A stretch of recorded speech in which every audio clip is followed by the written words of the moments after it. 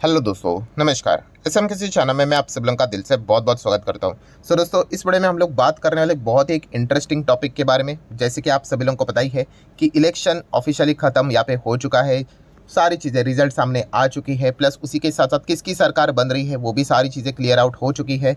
कल के दिन की बात करें, यस्टरडे, आप सभी लोगों को पता ही है, प्राइम मिनिस्टर नरेंद्र मोदी जी ने तीसरी बार यहाँ पे शपथ ले ली है। एंड उसी के साथ साथ और भी जो मंत्री यहाँ पे बनेंगे, ठीक है, उन्होंने भी यहाँ पे शपथ यहाँ पे ले ही ली है। सो डेफिनेटली अभी आगे जाके हम लोग को पूरी तरीके से सरकार यहाँ पे फॉर्म होती हुई देखने को मिल जाएगी। मतलब किसके अंडर कौन सा डिपार्टमेंट है, सारी चीज़ें एक एक करके हम लोग को समझ में यहाँ पे आ जाएगा।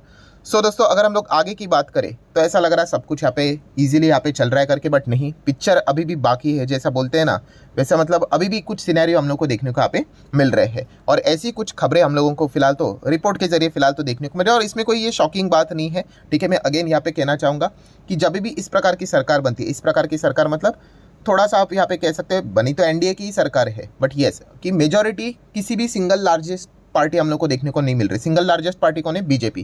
कितना है उनके पास?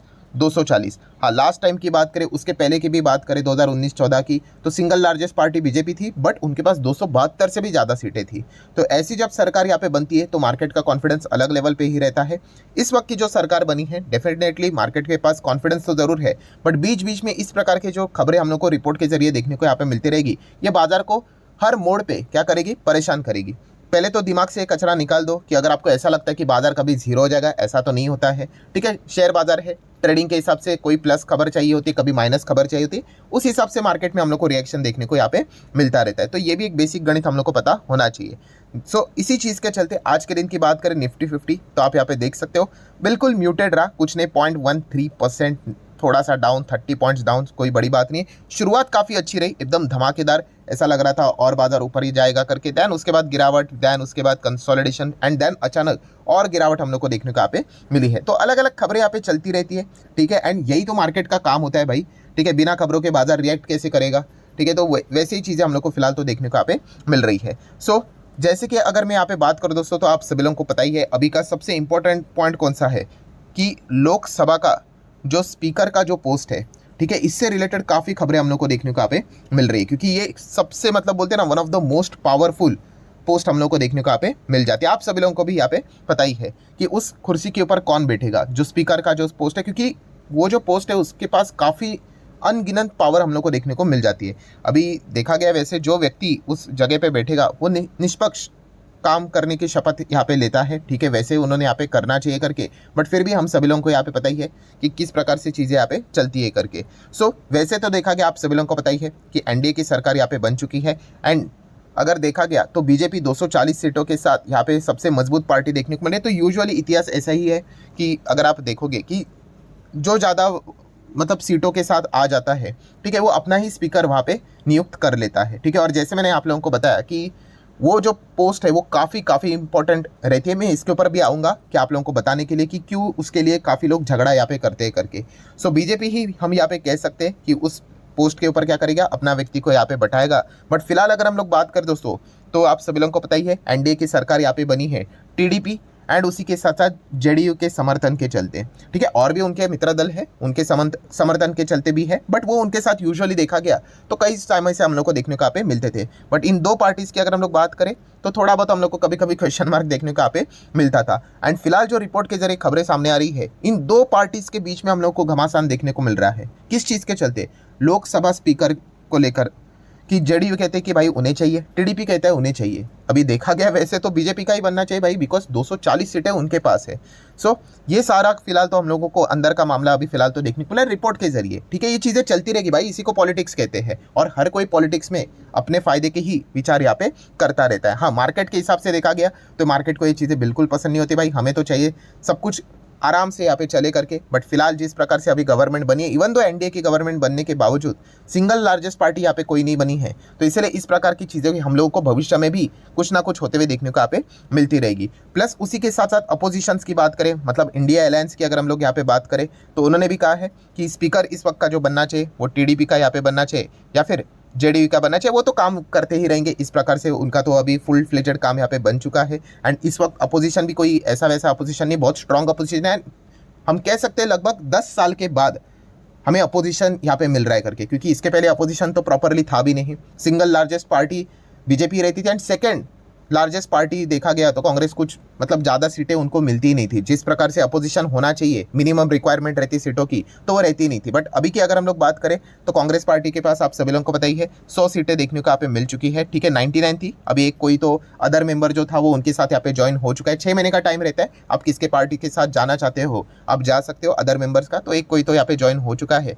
तो अभी 100 सीटें उनके पास देखने को मिल रही है एंड इसीलिए अभी आप देख सकते हो यहाँ पे कि अपोजिशन यहाँ पे इस वक्त फॉर्म हो चुका है एंड अपोजिशन लीडर किसको नियुक्त किया जा चुका है नॉमिनेशन की अगर मैं बात करता हूँ तो राहुल गांधी। सो डेफिनेटली दोस्तों हम यहाँ पे कह सकते हैं कि prime minister Narendra Modi ji and उनका सबसे बिगेस्ट राइवरी की अगर हम बात करें राहुल गांधी, ये काफ़ी बार हम लोगों ने संसद में ये चीज़ें यहाँ पे देखी है एंड इस वक्त तो उनको अपोजिशन का लीडर भी बनाया जा चुका है। सो आपको समझनी पड़ेगी ये बात कि आगे भविष्य में जब भी संसद यहाँ पे रहने वाले पार्लियामेंट रहने वाला है तो आप अंदाज़ा लगाइए कि किस प्रकार का ज़बरदस्त प्रेशर अपोजिशंस के ओर से हम लोग को देखने को यहाँ पे मिलने वाला है। सो डेफिनेटली पहले जिस प्रकार से हम लोग को संसद चलते हुए देखने को मिलता था उस प्रकार से चीज़ें अभी भविष्य में ईजिली यहाँ पे होने वाली है नहीं।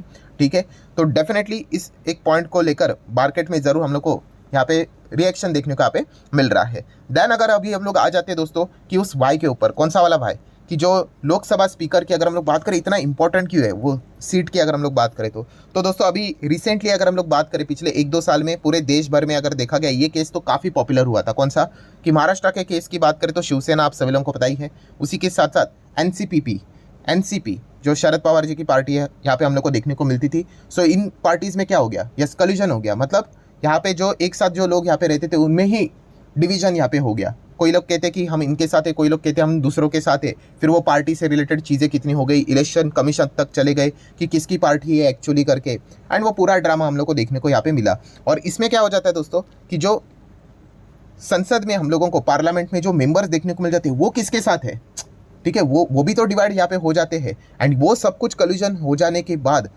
कौन किसके साथ है और उनकी सदस्यता क्या यहाँ पे वैलिड है कि नहीं, ये डिसाइड करने का काम, ये पावर लोकसभा के जो स्पीकर रहते हैं उनके पास रहती है। सो आप अंदाज़ा लगाइए कि ये कितनी बड़ी पावर यहाँ पे होती है।